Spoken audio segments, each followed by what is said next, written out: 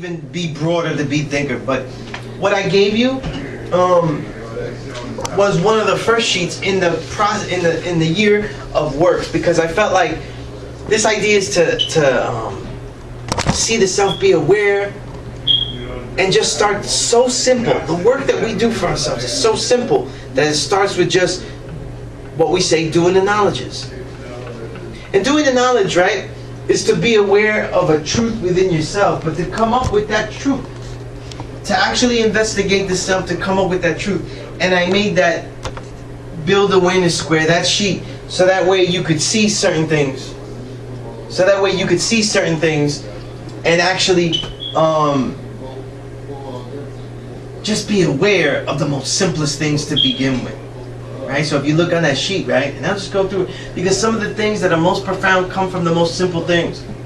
And that's why mathematics, supreme alphabet, that's why it's so useful. So in the first thing I just wrote, the first two things I wrote, eat, and then the second one is train. So I asked brothers, right, I said, hey, I'm teaching them that the original man is God. He initiates reality. The black woman fulfills reality. Then he initiates everything. He's that foundation, but he's not doing anything. He doesn't even know what he ate today. So the only thing, for example, right, we get real particular about this as an idea. The eating is what you consume. And not only what you consume, it could go even broader, but let's just deal with the physical. The physical first. The food that you consume is the only thing that you'll be taking with you. Right? I love my daughter, but I can't, and she's really cute, but I can't eat her. In theory, I would eat her, like she's really cute, right? I would eat her, but she doesn't go inside the body, like she's not in the body. It's the food that I take with me. So then now the idea is, well, how is what we eat affecting us? And I don't mean, look, in this nation, the first thing is that we don't eat swine, right? We don't eat pork. We study what has pork, so we can say, look, that has pork. And it takes a deep study, like gelatin, lecithin, if it's not labeled soy, monodiglycerides, right? Any chewy candy that isn't gum absolutely is most likely pork, right? So if we get into things like that, right? If we get into a deeper realm, the first idea that is the idea of eat, as far as awareness is, why the mentality? Why do I eat? When I eat, do I feel it? What do I feel? Right? So I train the born in some born. I said the born. Now you're a superhero. See, I made you a superhero. I'm okay with that. I train born in kung fu, but now when he eats, he's saying like, look, is this food really gonna help? And then I ate that, but I was kind of sluggish. I'm not gonna eat that. Or I got sleepy, so I'm really gonna study what I'm doing. And then now the second thing is train.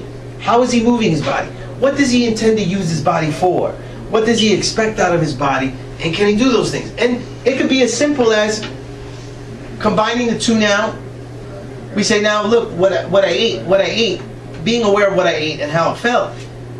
I may not even change what I ate, just how I ate it. Some people eat really good, but they eat fast. They don't pay attention, or they watch the basketball game every meal. They're not really paying attention. They're eating too fast, they're not really calm, they're not really, or they eat in high stress situations. It could be a great meal, but a vegan meal on a run is still a meal on a run. Fast food. Right? Or it's still fast, right? Mm-hmm. Or the person that is he's very calm. He doesn't deal with stress. He has great stress levels, and he eats crap. But it feels great though. When he eats his junk food, he eats it nice and slow and relaxed. He eats it nice and relaxed. Like, hey, look, these are my chips. Just enjoys those chips. You know what I mean? And they're not doing a damn thing for his body though, but they burn enough, they get enough calories and become enough fat and toxic chemicals that he could just burn something and do something with that. So it's all a combination, right? Being aware of what you're doing, right? That's what I care about first in this assignment. The training. What is your body for? What do you use for it? And then it gets even deeper. The third one is read. Now it doesn't just mean read, it also ties in slightly to the ideas of what you're reading. Remember I said as you come here, there's so many things you might read, remember, right? You know, like I try not to be rude, but when people have a book, I want to know what book they're reading. And then when people have Kindles, it's harder. So I have, you know, like you go, it all looks the same. I want to see the top, or you know, you try to read their Kindle. I got into a lot of conversations like that, as far as like looking at what a person's reading, especially dealing with women or something like that. I caught a couple reading Destruction of Black Civilization. You know what I'm saying? That's the most common one. But when you got a Kindle, it's like, what you doing over there? What's that? You know what I'm saying? I really be wondering, because truthfully, you can't replace a book to me with a Kindle. It just doesn't, you know, the crack of the book, the smell of the book, just everything about the book, you know, the advertisements on the front telling you what the book is, who wrote it. I want to know all that stuff. So, you know, when I see stuff like that, it's always a conversation. You know what's interesting? Like my flag. There's one proof of that. I read this is a couple of months ago. I read in New York Times. They said that the one book that is not type of book that is not selling well at all as a Kindle book is children's books. And it makes sense, right? Because why would you imagine giving a kid the computer and just say, read this, you know? You know, they want scratch and sniff. They need the fuzzy stuff. They need, you know, the big pictures. They need to hold the book. You know, pop-out 3D. Yeah, the pop-up books. Yeah, what would it be without a pop-up book? You know, they'll probably have like 3D Kindle, and the kid puts on the glasses and stuff, right? And then, but that, yeah, it's not the same. It's not the same. They want to feel the fuzziness. You know what I mean? But when in all these things, like the idea of read was like, what are you taking in? You know what I mean? So like, let's say at work, like you may have time to surf, but then what do you surf? You know, like do you just surf like the frivolous, you know, like Daily News website is just frivolous shit, like, you know, like almost out of their 3 major headlines, one is always what the stars are wearing. You know, like they always have one, you know, stars that don't look so good in their bikinis. Like they have those, right? They have one of those naked stars things, right? So it's what you decide. Your decisions of what you decide to read, what you decide to take in, what you decide to do nouns to. Then after that, after the reading, once you start to say, look, I'm going to balance this out. I'm going to read the frivolous stuff too, because it's fun. But I'm going to read some of this too, right? And then the idea comes write. And write doesn't just mean, it could mean anything. It could mean, well, how much time do you spend writing things for work? Let's say you have to email people. How many times do you spend writing in a journal where you say, look, this happened to me and it was profound and I want to write about it? Or writing about something that you read. You know, when I started writing a journal, my life sucked. I wasn't writing about that. I'm not writing about that. I was writing about the books that I wanted to keep. I was reading all these books and I couldn't take them all from the library, so I started to write down everything that I wanted to keep.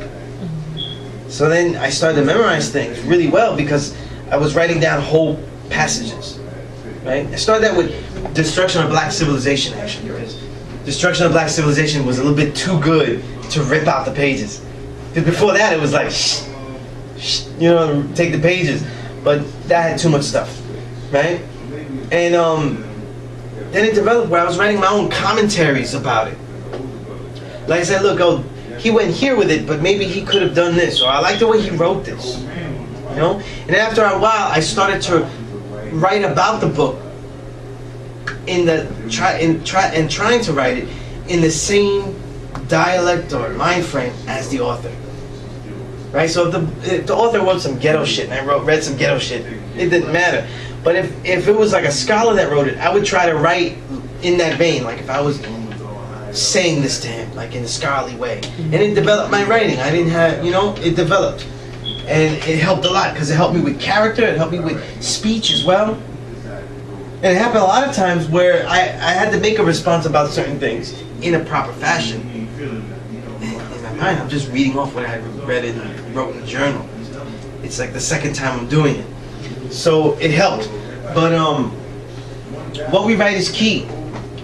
What we write is key, and it gives us a mastery. Writing is kind of like what Miles Davis said as an instrument. Miles Davis was a real hater when it came to Ornette Coleman, because Ornette Coleman made this free jazz record, The Shape of Jazz. It's a real nice record.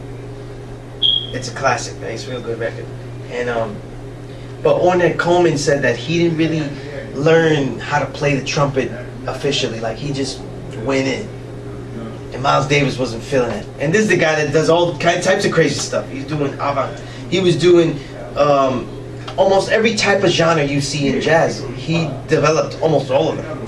You know, so rock, jazz, funk jazz, hard bop, modal jazz, which is huge, right? That's where you get the kind of blue classic, right? So all these things he innovated. What people call cool jazz, that's Miles Davis too, right? And yet he's hating on somebody that just went with some new way. But his idea was that to be allowed to change something and go against the rules, you gotta master the rules first. And sometimes we don't always have the opportunity to master the rules, and reading a lot and also trying to write different types of things also helps. So keeping aware of what you write though. What you write, what you say, how you communicate. Because the reading is also taken in as what you take in. The write is also what you express and how you express it.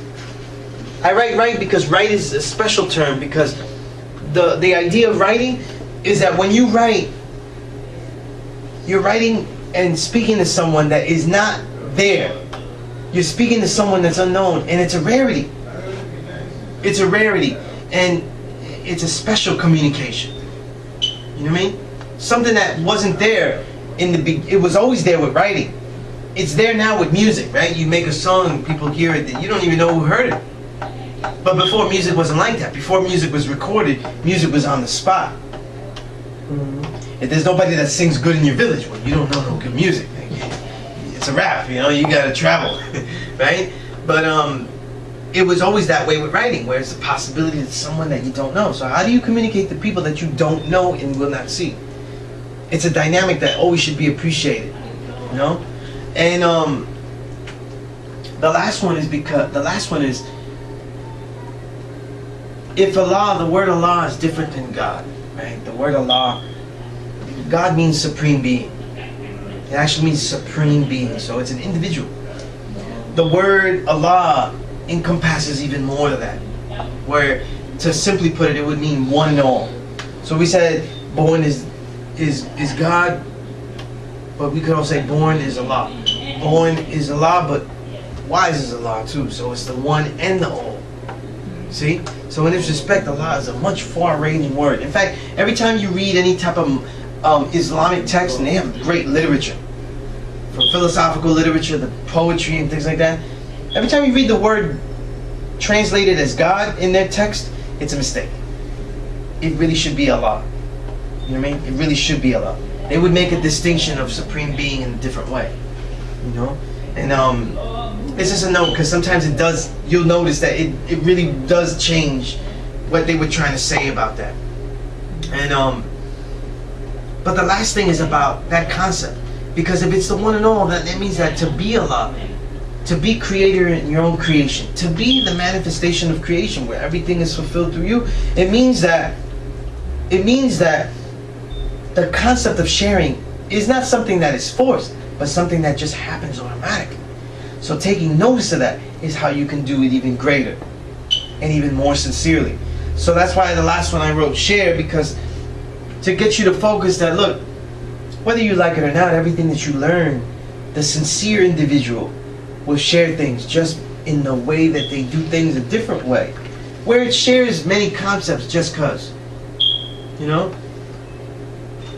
And it's something to study, you know, and not study it though. It's one of the hardest things to study, because it's one of the things that could be, it could destroy sincerity. Like, so they say this, right? Virtue means, like you say someone has virtue, it means that they're just a good person. They have acts of integrity, of righteousness that you could count. Like you say, look, he's done this, that, and the other. But if that person themselves said, yeah, I'm a virtuous person, I'm virtue itself, then you would say, look, well, that's kind of like, he's counting his own stuff. Like, you know, he's counting his own statistics. It's like Michael Jordan, I got 49 points, right? Leave me in there, let me get to 50 and I'm out. You know, like, and then he gets to 50. It's not very sincere, so it loses its concept of virtue. Virtue is something that is accumulated, but it is never counted. And it's because of that that it is virtue. So in this case, the idea of sharing is something that is there. So when you share, the idea of studying how to share is not from, do not take it from an accumulation standpoint. Take it from a letting go standpoint. In other words, study whether you could have shared something and didn't share it. Or that you shared something and was it really because you wanted people to change or because you felt that they could really use that. There's old Sufic saying that it's almost identical to older gods that taught me this. So they taught me this, and then I read old Sufic literature that said it, and the guys that taught me that, they didn't read no Sufic literature. They did not read this. And they said that Sufis, many Sufis say, so it's like a proverb because many of them say it, that you teach a man according to their understanding. Right? We hear that all the time. Teach them according to their own understanding. That was Firstborn Prince's favorite thing to tell me, because he told me that Allah used to tell him that. Because and that's how he explained like Christmas, like because they said Allah had the little Christmas gathering.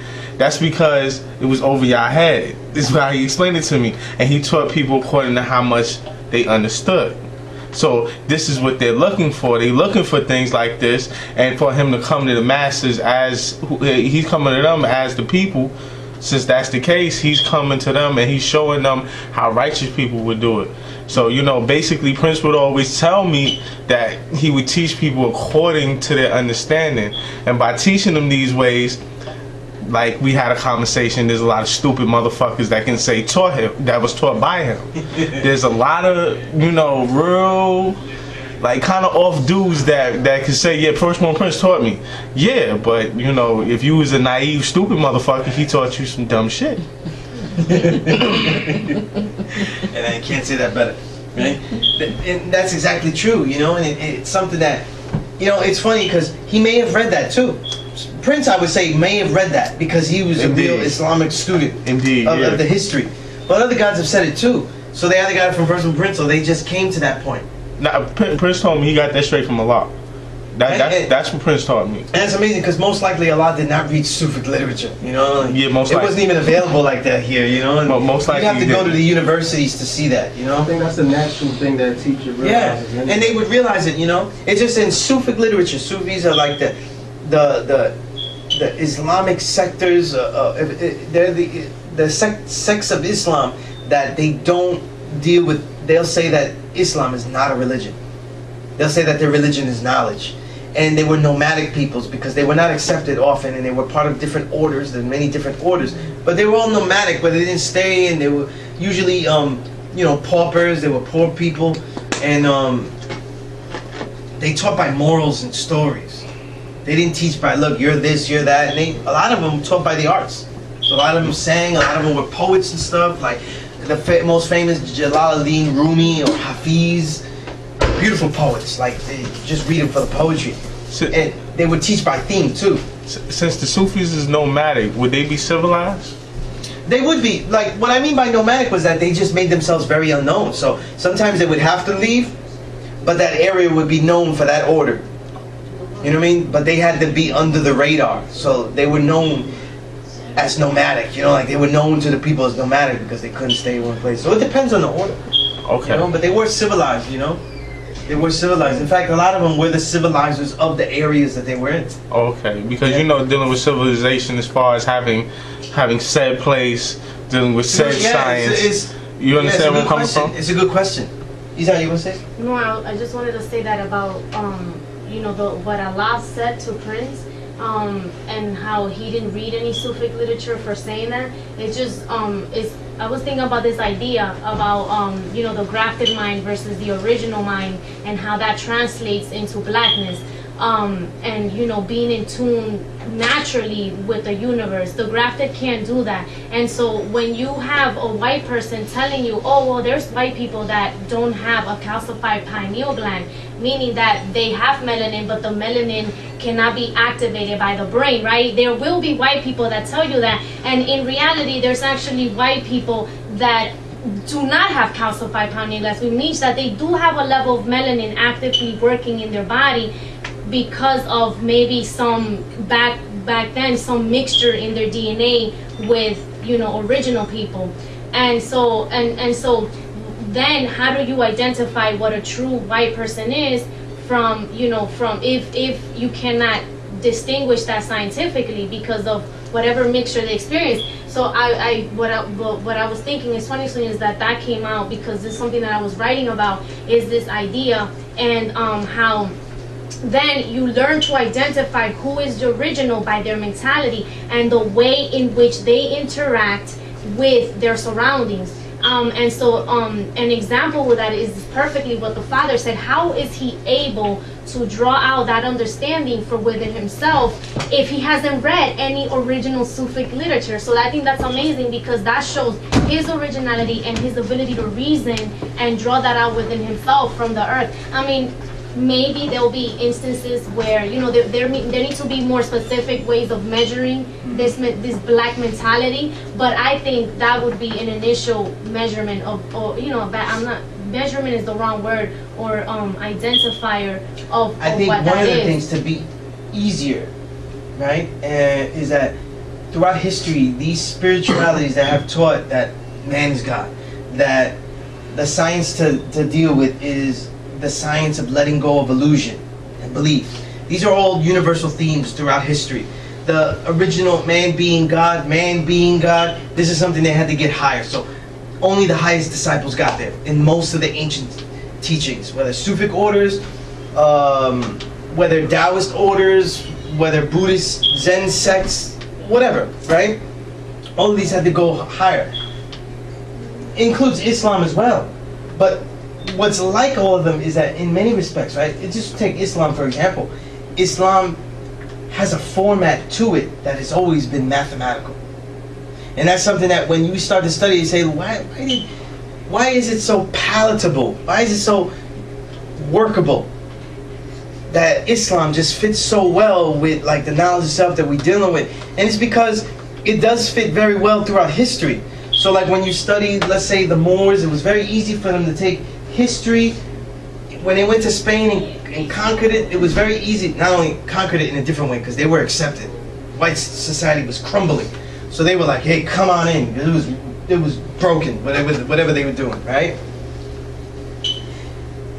The Islamic style of writing, the Islamic style of its actual language, right? So mathematical that the Arabic numerals, right? That's what we use. 1, 2, 3, 4, 5, 6, 7, 8, 9, 0. These are Arabic numerals. So much so that it has always been a mathematical way that I feel that because it lends itself to mathematical ways of finding answers, meaning that it has a logic to it. There's a heavy set premise of logic in it, which leads to understanding that becomes universal. And the ability to express that universally as well. It's something to be studied. I forgot what I had quoted, but in the Peace Course group on the Facebook, right? I had put that thing about Islam, and I wrote a passage that was identical to something that we had that proved that. I forgot it already. I didn't remember it, but it was from a book I think called Science. It was called Science of Self. Something like that. Not Science. It was something Self. Actually, it might be that. It was by one of the early Pakistani founders, right? But it's in the group though.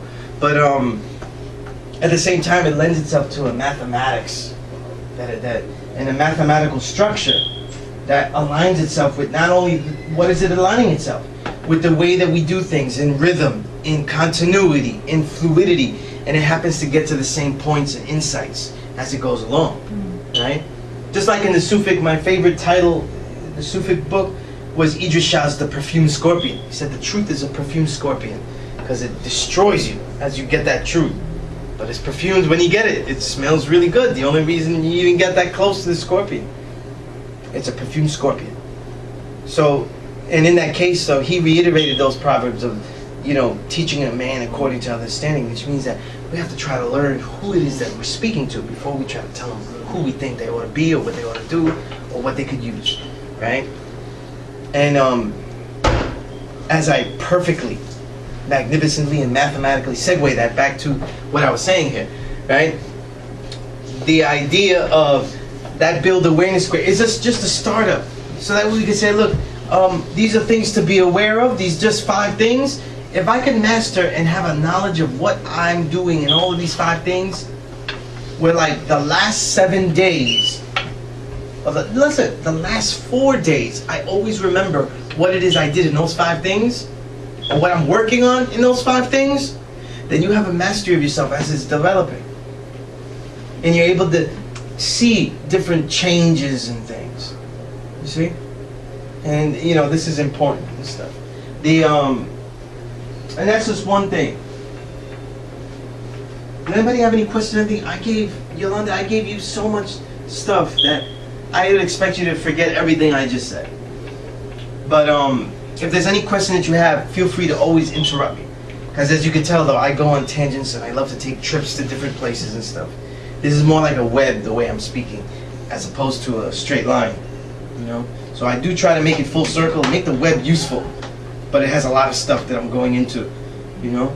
Because the way that I have always enjoyed teaching is the way I enjoy learning. And the way I enjoy learning is by seeing a holistic approach to the way we learn. And I'll tell you why, because I was building with the guys out there about so-called Latinos and giving them knowledge and stuff like that. And one of the premises is that the way I got knowledge was that I had to do 2 things. I couldn't say what God is if you're saying the black man's God. In not every circle, I would be black.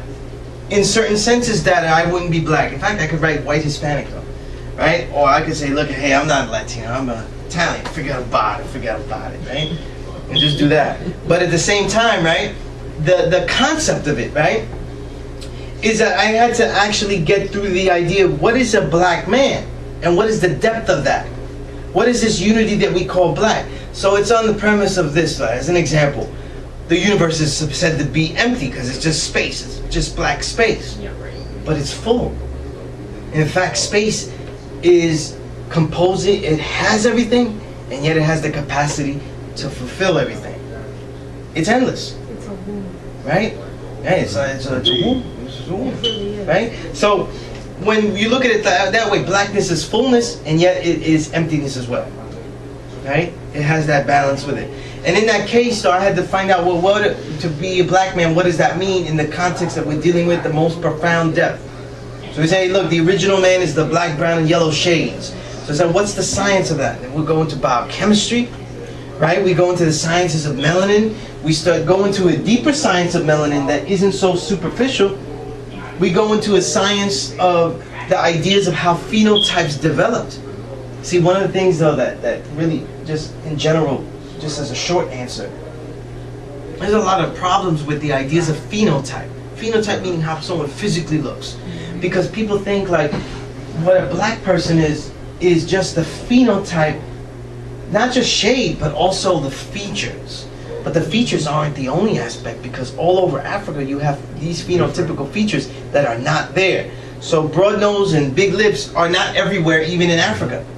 And if you go into Ivan Van Sertima's research, the idea, what he calls the pink African, you know, when he talks, right? The idea is that the Darwinian concept of the original man applies to the original man. There's one Darwinian concept like the survival of the fittest, right?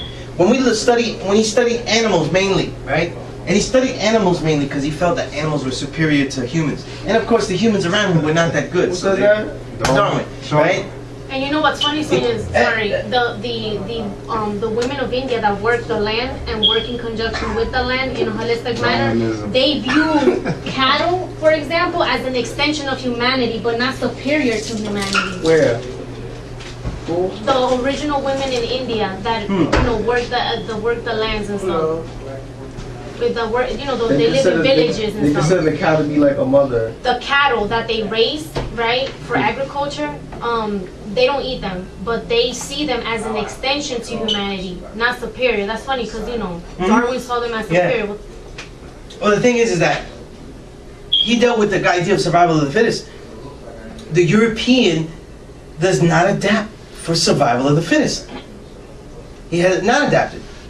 And when we look, the idea, and there's merging ideas though. We put together ideas that Booker T. Coleman has expressed we put together ideas, and his ideas go back to Chikantha Diop and other scholars, right? If we put together ideas that Ivan Van Serma had in their archaeology, all this archaeology put together, the idea is that the original man was able, if we say that the original man is God, then that means that when those original people travel anywhere in the globe, yes, this is, the equator area is ideal for humanity. This is where it all springs up, this is where it must spring up. But when you go to other places, if he's really original and supreme, whether on the best part, the poor part, or the worst part, not only can he adapt, but he can master the environment. And what Sertima notes is that he was mastering these environments, and because of certain things, he didn't need that type of hair. He needed this type of hair, a less coarse hair, a more thin aquiline nose, because of the cold air and stuff like that, right? Because we know that when you breathe in, right? And you should always, you know, we won't get into simple yogic techniques yet, right? But you should always try your best. And it's a practice. This would be a practice, right? Yolanda would be up and down going, oh man, right? But like the complete breath that the yogis do is the 3-part breath where you get the, I just teach you, it's simple. I don't want a 10%. He says, I'm breathing all wrong and I know it, but I don't know how to do it. You have the lower, you have the mid, and you have the upper. So you have the, what we would say, just simplify it, the stomach, the rib, and the upper chest. And the way you would breathe was like filling up a cup, which is not the way, really, if we go, Americans breathe. They breathe, you know, hey man, like that. They breathe up here, you know. I'm just doing my American, you know, my American Cody, you know, right? Billy Bob, you know, breathes like that with, you know, and he's, right? Captain of the football team, you know, he breathes like that. But the breathing from the bottom to the top like a cup is a lot of the way Asians breathe, you know. And the yogis, of course, because they do breathing exercises where they expand their lung almost an inch, and that's ridiculous, though. You know how much you got to do to expand that like an inch? That's psycho. You would freak if you saw that like in real life, like. But like the idea is to fill it up like a cup, so you would go. And as you balance it, you wouldn't be like, and get the head rush every time. What you would be trying to do is fill it up evenly like a pendulum. But the breath would always be taken in through the nose and out through the nose or mouth, because the nose is the filter. So in this concept, survival of the fittest, that's a super quick lesson on the complete breath, right? If you take in air through the nose and a more thin nose, it's the concept was that it would warm up quicker, that air. The broader nose was for environments that were dry, right? Booker T. Coleman especially goes through all these ideas, expresses them incredible, right? If we look at that, we were adapting to every part of the planet. And this is what I say is when the original man expressed himself in all the shades of originality. That for every type of environment that we could adapt to, that we could engage in and manifest supremely in any type of environment. See?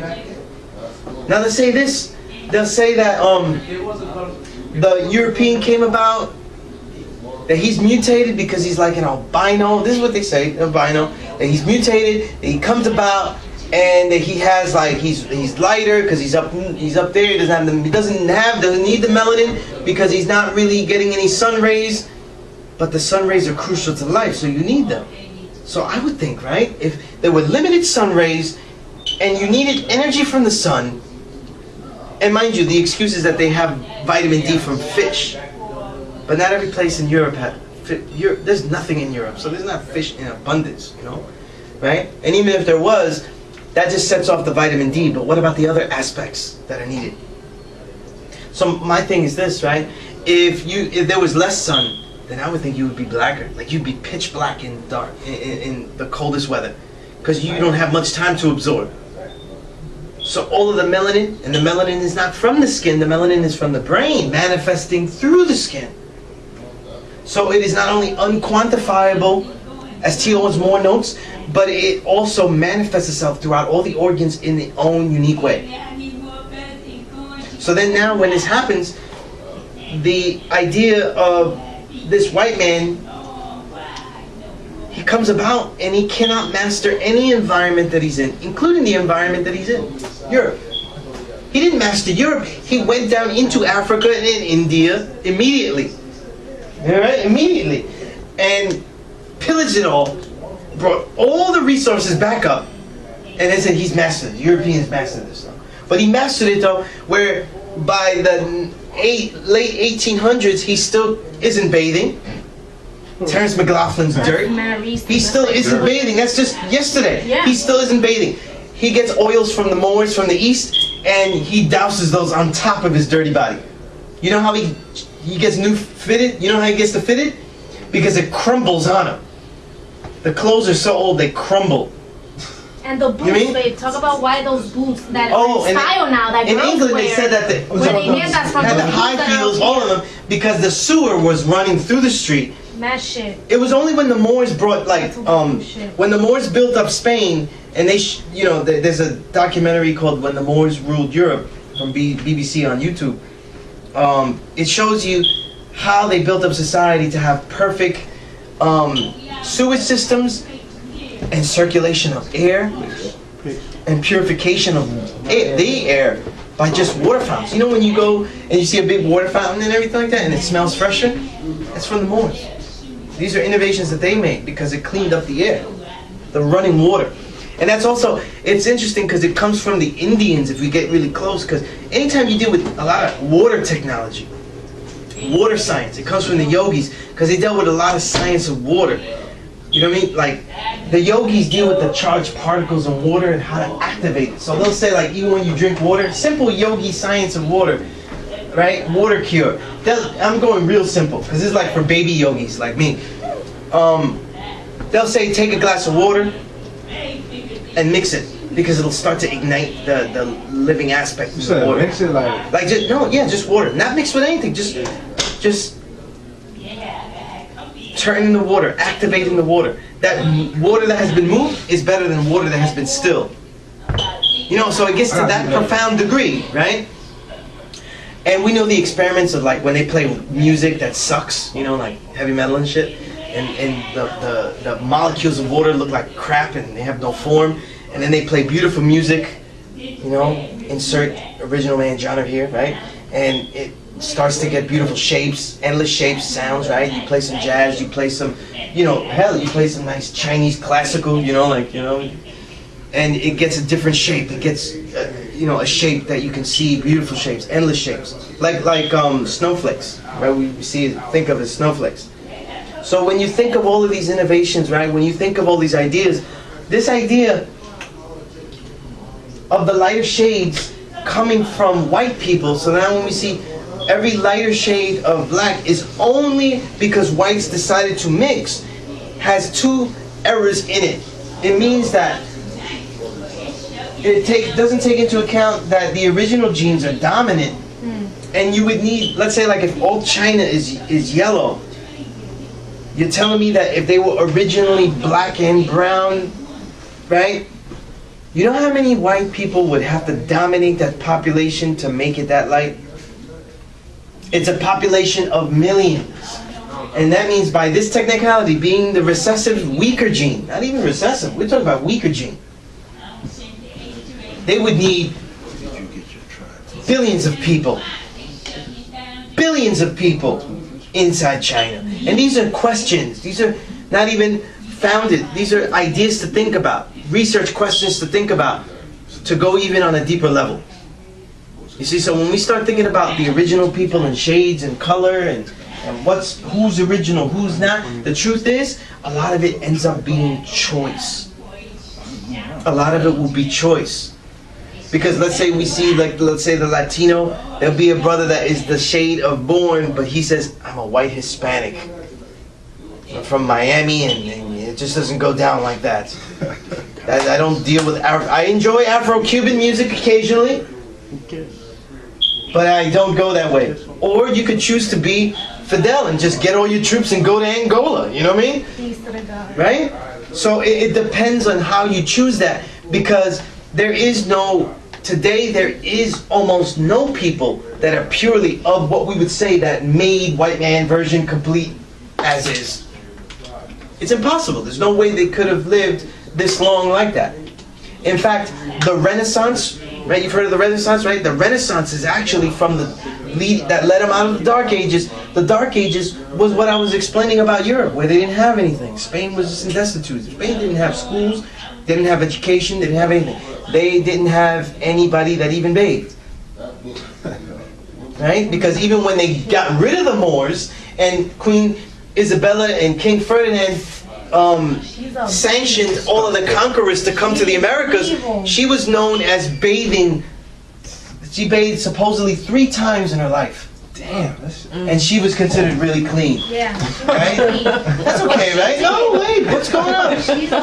She's royalty. She has everything that clings to her is royalties. She's the one that ordered the Inquisition. She was so smart that she knew that the only way to consolidate the Christian power was, right, which would mean if you consolidate, because at that time Spain was divided into regions, right? The main region being the region that the Moors took over, all these city-states that were Moorish. And then the Christians were really at this border in northern Spain. So she was from eastern Spain, and Ferdinand was from western Spain. So she was like, she strategized, and she was like, if I marry him, which he was like her 3rd cousin, if I marry him, then we can unite Christian Spain and kick out the Moors. That was her. She crazy. She is the original bee. She was crazy, but it worked. It worked. Did.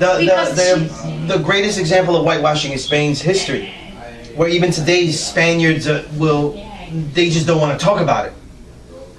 Imagine that, like it's today, like like, come on, you can talk about it. Just like the Greeks that I find in this country, the Greeks also don't want to talk about the savagery that went on in Greece.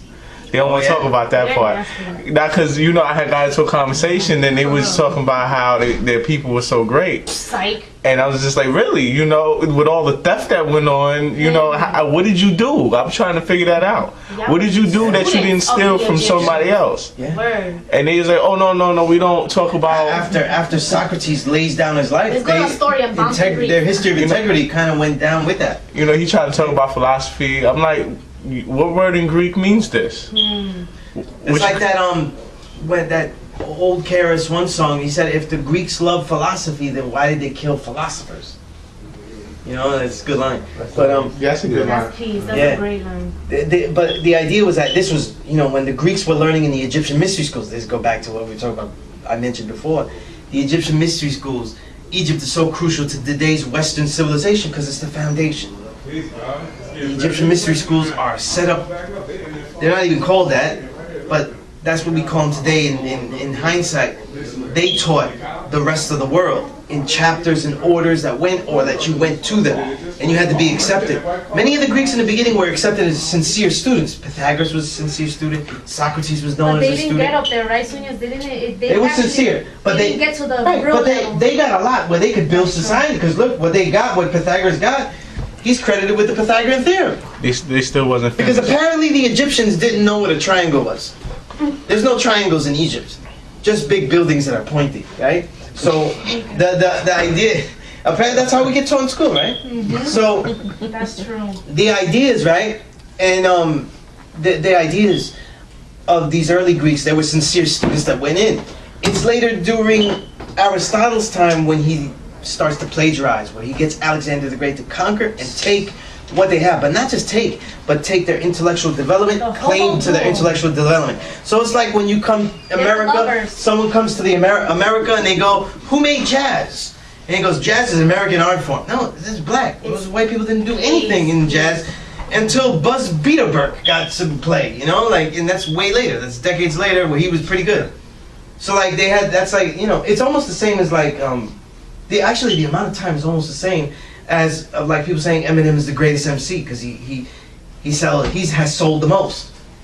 So you have to wait 30 years into a genre for it to get like. Yeah, right? Rolling Stone just named him in the hip hop or whatever. He sold the most records out of any hip hop. More than even Jay-Z. Sold more than Jay. Word? That's crazy. Well, who's buying the records? And by the way,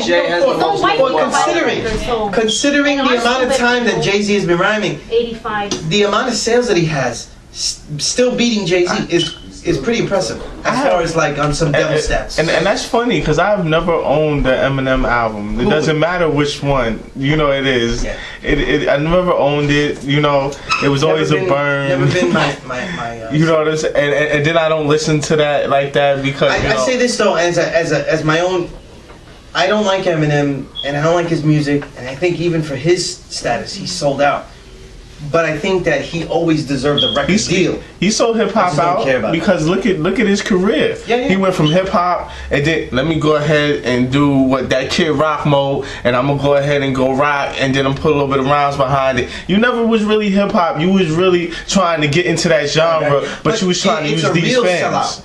A real sellout is not someone that sucked the whole way and then just said, "Hey, look at me," you know. A sellout is someone that had skill and then gave it away.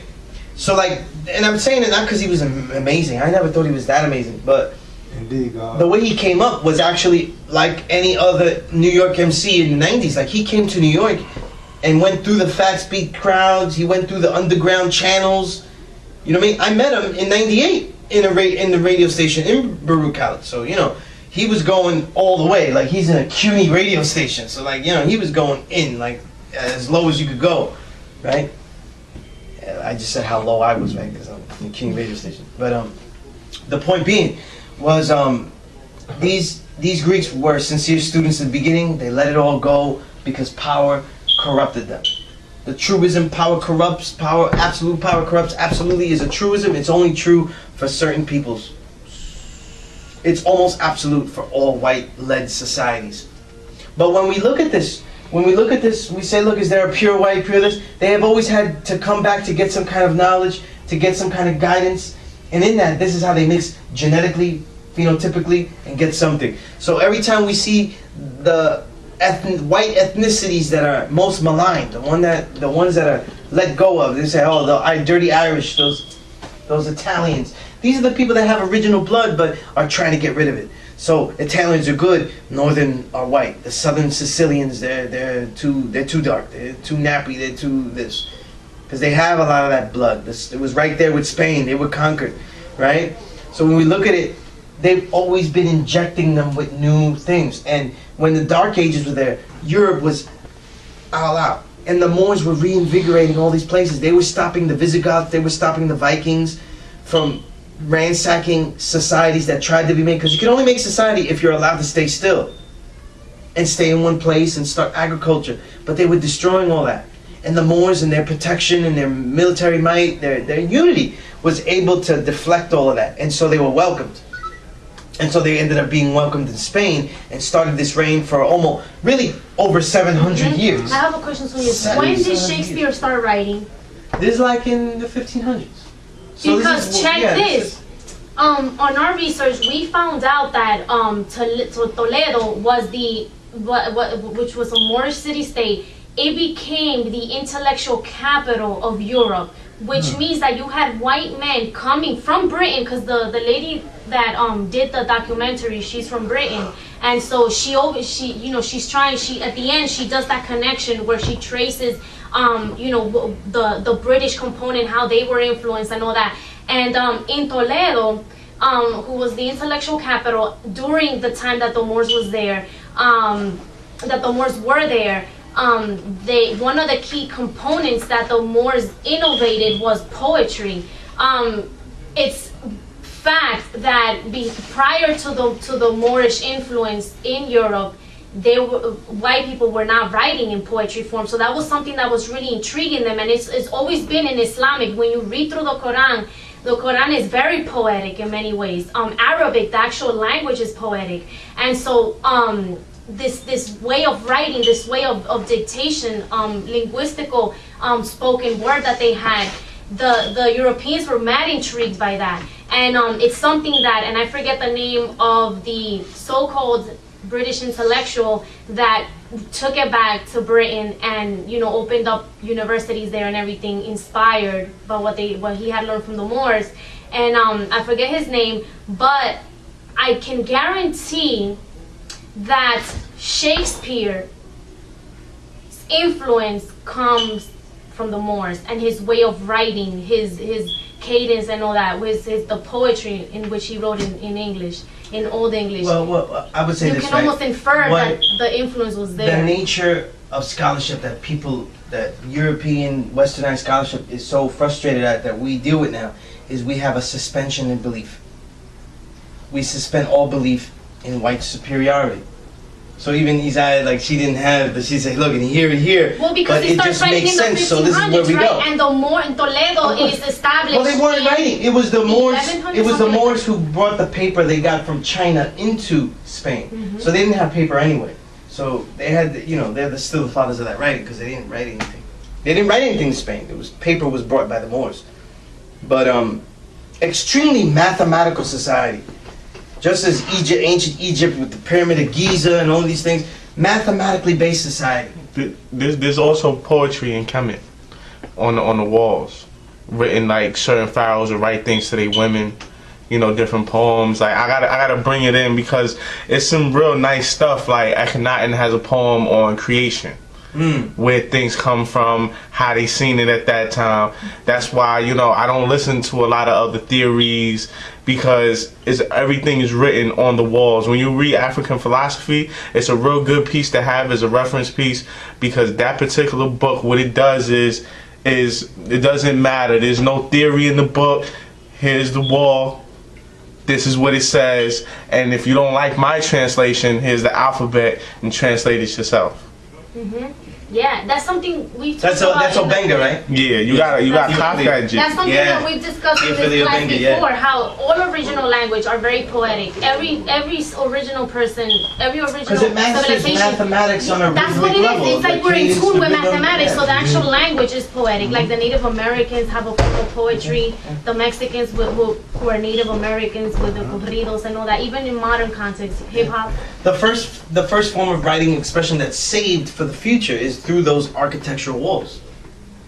The first ones. Yeah. We talk about paper originates writing, but The it's not. Chinese with their operas Well, and shit. I can't remember what it's called though, but there's like certain people that did certain things in Kemet. There's actually like just slabs of rock. Just people. I had did this today. There's actual text written on certain, like there's actual papyrus that comes from Arabia sent to the Nubians in Kemetic form and things of that nature.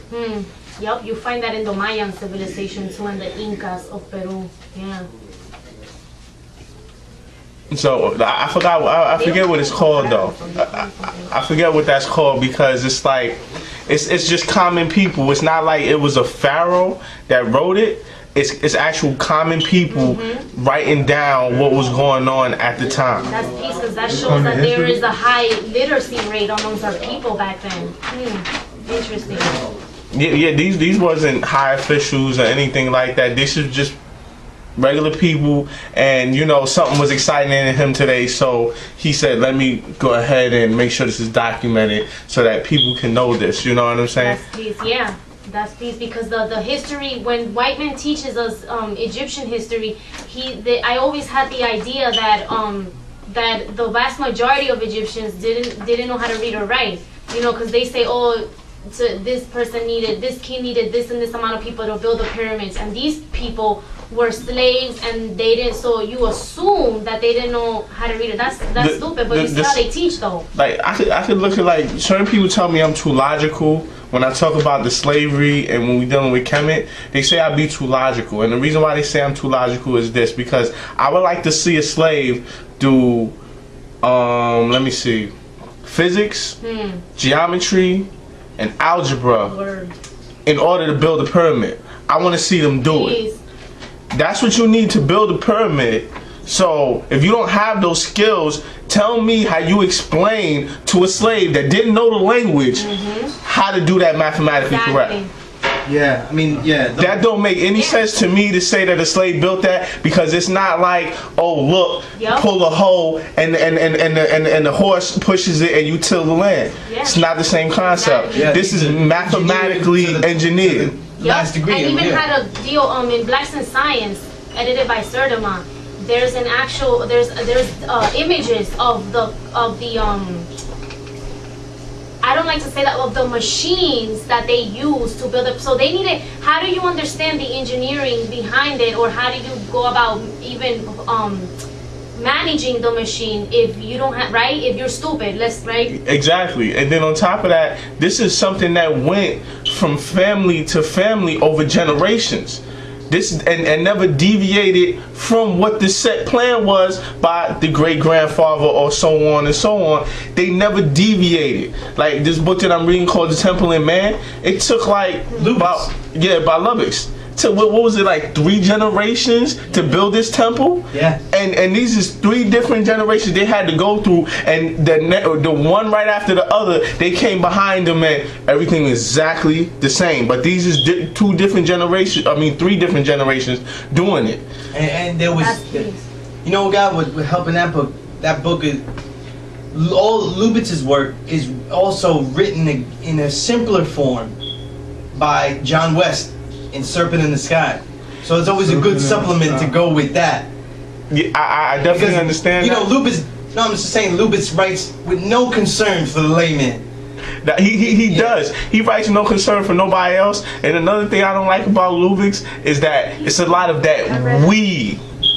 Oh yeah. He's so excited that here. he figured this out. See, we didn't think like this. And when I read that, I'm sitting up there, I'm like, but who was we? You wasn't even here yet. But we had so excited that, you know, he found this with his daughter was also a great writer, Egyptologist. So like, you know, it was a family thing to him. So I think in him, they really felt like they were in that family. Like they was finding this as a family. There's a family. I gotta say, no. I gotta send you the clip of the Not the Plotter, and the Not the Plotter, right? Is stones that are in the Sudan that are set up, right, in a circular form, and it was just like looking like a ruin after a couple 1,000 years. And the white boy said, I've been looking at it for about 30 years and I couldn't figure out what it was. And that's because they still looking on this level, on the planet Earth. They still looking at the planet Earth and they trying to figure out what it was. As soon as white boy looked up, these large stones are pointing to stars that are not in this galaxy. These large stones are totally astrological. Everything about it is astrological, and he couldn't figure it out for 30 years. Why? Because you're not in tune with original people. You don't know what we was looking at or what we was doing. When I read African Philosophy, G, they actually had the brothers that dealt with the stars and stuff like that. One set of brothers sat there for 20 years. Then another set of brothers took another 20 years, and they said, let me see if I see what they saw. That's what I got from African philosophy. You know what too? I get that from a lot of other stuff on it, like from Charles Finch and all that. There was no rush with their work. You know, like the where I really learned that was with the Pyramid of Giza, where they said it was left as an observatory, unfinished. They just left it as an observatory where you would go in and just look out to the stars and study them, and it was left there for like generations. You know, nobody was like, yo, we gotta finish this pyramid. I need that legacy intact. I need that pyramid done. Let's get it in. No, it was no big deal. It was just like, look, it was the journey of making the pyramid.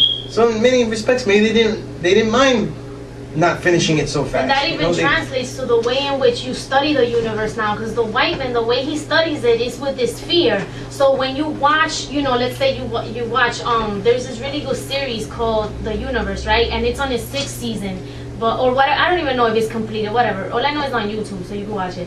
And it's funny because the way in which they're talking about the universe is like, oh, at any moment the Earth could die from this massive explosion. I forgot the name that they call it, but it's like this. It's when a black hole, when a supernova. Gamma rays explosions, exploding stars, from exploding stars, right? As they emit, right? And they're coming from like other galaxies. There's not even in our galaxy. And Whiteman is saying how, oh, it could die. And he's talking about meteorites. He's talking about comets. All these things that could potentially destroy the Earth. He's even scared of the own sun. And I wouldn't be surprised if this is the reason why Whiteman wants to reflect back the rays of the sun as one of the rationales as to why the sun could be damaging for the earth. It's stupid because the earth, the universe is governed by universal laws that we design, that the mind designed. Just chill and let things do what they're gonna do. But he's scared. But you know what it is? It's because he's scared of his own survival too. Now they're looking of where now they're even saying we might not be here. Men might be in a different planet. I'm like, so that's what you're trying to figure out, how to leave Earth in case it gets destroyed, because it will, because we're gonna restart this whole shit again. And now even suns have a limit on them. Suns, exactly. Like, suns they explode or they dissipate. You know what I'm saying? That's one thing that me and the guys was building about one day. This sun is only a couple million years up on it. It's not really that much left on it for this particular sun. Yeah. And you know, the thing about it is that again, they don't have that. They're not. They naturally, you know, if we left the society to do what they was going to do and guide the spirituality of themselves the way they decided to, we would have to say that they definitely got their chance to decide.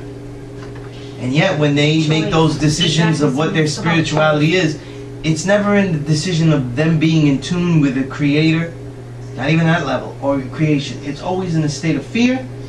It's always in something's gonna blow up. We're not going to be here too long. Other people know. How do they know? How do they know? How do we find out? Because you know, if you get a couple of degrees hotter, white folks start dying off. They can't deal with all that heat and all that sun on them. You know, they can't break it down and into their physical. So you know what's going to happen. And that was my contention about survival of the fittest, because the assumption is that the European, his body is so dead as far as like feeling and feel, and doesn't have the melanin activated, so he can't feel things to a deeper degree. So he's just colder and the cold doesn't bother him. But when we look at the history of the European, in Europe where it was cold and the weather was brutal, he didn't do so well. That's true too, soon. Yeah, you're right. He didn't do so well. Right. I mean, he lived till 40. And I'm not impressed. You know what I mean? When you find the Inuit in you know, the upper regions of Canada and other places like that, they're living long lives and stuff. But the white man's making fun of them. Oh, look, they make igloo, you know, like stuff like that. Like the cats in Tibet, you know, like the monks in Tibet. Like, gee, it's real cold here. Why you white folks dying off? That's true too. Yeah, that's right. Yeah, Tibet has a lot of cold. Yeah, because remember, Asia has a lot of odd areas. You seen Eddie Murphy when they go to Golden Child. When you watch the Golden Child, gee, it's brick that. Man, the temple is in the ice sculpture in the side of the mountain. Like, man, I'm not living here. It's too cold. Yeah, but you know, what's interesting is that people don't really apply the Darwinian theory, because they assume that the Darwinian theory upholds itself because while Europeans are not physically able to be dominant, they were able to dominate everything else. So they're the supreme species in that respect. But they didn't really dominate anything. And the guidance that they needed, like when you study the Dark Ages or literally those ages where they didn't have anything, any knowledge, any awareness, and they were crumbling. So that survival of the fittest, was that based around eugenics? Like, not necessarily. It was actually, you know, when you read Darwin's book is still read today by, you know, it's still dealt with today. Yep. People find it to be old, even though they see it as an old classic in Western civilization. But it was basically studying the generations of animals. I'm not gonna say it was the Galapagos Islands, was it? Yes, it was. And he was studying those animals and the adaptations that they made, and it was interesting because the adaptations he found on those islands, were so rapid, were so powerfully adjusting, that it was amazing to him. So he basically saw what, let's say, if humanity Who are the original animals?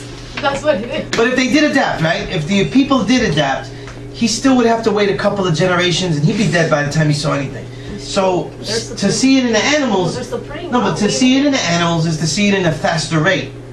So that's why studying the animals made sense as well. But what I'm saying, Amari, right? is that they're not applying that Darwinian theory properly. They're just saying the last thing that survives proves survival of the fittest. And I'm saying the only reason that whites are surviving and Europeans, that this European that was made survived, as opposed to other original people that adapted and changed and developed over different areas, is because we helped them. Is because we helped them. Directly and indirectly. And sometimes when you go through history, the direct aspect of aid is just astronomical level. So when we look at the ethnicities that people spit on in the early 1900s when they were coming here as immigrants, right before the Irish came here and made Tammany Hall and became oppressors themselves, right? Because they always talk about how they're freedom fighters and shit, but when they brought their potatoes here and they started to oppress here too, right?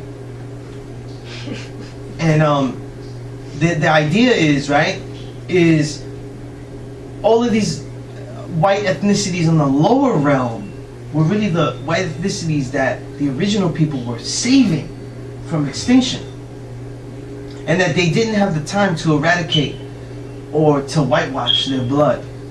You see, Spain worked really hard, and it's still difficult because they don't have. The problem is that they cannot replace what they were given with even facsimiles, with like even their own versions. They just do it badly, or they don't do it at all.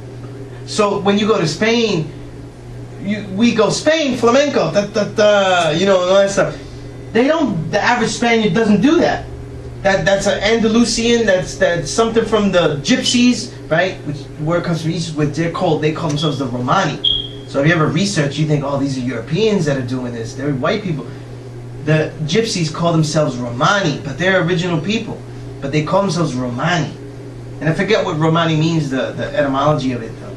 But mixed in with the Moors, the Moroccan Moors, right, that went to Andalusia. So these would include half original people, maybe even some white Europeans that just engaged in that society and got enveloped and became part of that. So when you look at Spain, they don't have another culture to say that's the proper Spanish culture. They can only trump up. Can they trump up the harp? Religion. Can they what trump? differentiates and makes them white. Can they trump up the harp? If you say you're a Christian, then you're a white Spaniard. Exactly. If you are Moorish, then you're Islamic. If you then take you're the music, black. right? If you say the harp, if you say the guitars, these are all part of string musical theory of the Moors. Mm-hmm. So there's nothing to do. You can only do it lousy for it to be European. So they take a harp and they play it really corny, and that becomes a boring song. That becomes that. When you see classical music, they're playing beautiful pieces that they construct, some of them by original people, because Beethoven was described as swarthy and dark, right? A lot of documentation says he was black, including J.A. Rogers. That was one of his major contentions, right? That Beethoven was black, right? But even if they weren't, they made pieces that were beautifully written on piano, which is a string instrument, which by the way is from Africa. It's actually in the interior Africa, the first piano. And I don't know if it's there anymore, but the Museum of Natural History actually had it in there. You know, they had like a exhibit like that. But when they play the piano, when they play these things, classical music is designed to play it exactly as the piece says. There is no creativity in the piece. The more exactly you play the piece, the better it is. You know? Whereas the art forms that we made, jazz is not considered a real composition because there's improvisation in it. There's character in it. There's the nature. So if I play the same song you played, you say, oh, you know, Yolanda just played my song and she didn't play it the proper way. There is no proper way. You played it the way you interpreted it. If it sounded beautiful to the ear, then it was good. It was right. You know, and if it was like, wow, that's the way she plays it, then it was really good. If you go, wow, that's exactly how she sounds, that's her sound. So that's what we mean, you know, that's the difference between those cultures, and when throughout history, we're constantly reigniting them, reinvigorating them. And a lot of times we do it naturally. Because the music that we make, right? The music that we make here, the arts and cultures that we're relegated to, the only things that left to relegate to, we still have taken literature to another level, you know? It sounds crazy, right? But hip-hop takes literature to another level. They like when the Notorious movie came out, you know, it sucked and all that, and you know, Big is really overrated. But when you really do the knowledge, G, they had to have dude that played Big go to Juilliard, and when he had to pick up Big's flow because it was on a different level of flow. Is what the dudes in Juilliard said. It's not the regular hip hop, and he just won't be able to pick the style up, even though he's from Brooklyn. None of that stuff mattered, and he was an MC, so it was like how he couldn't pick up the flow.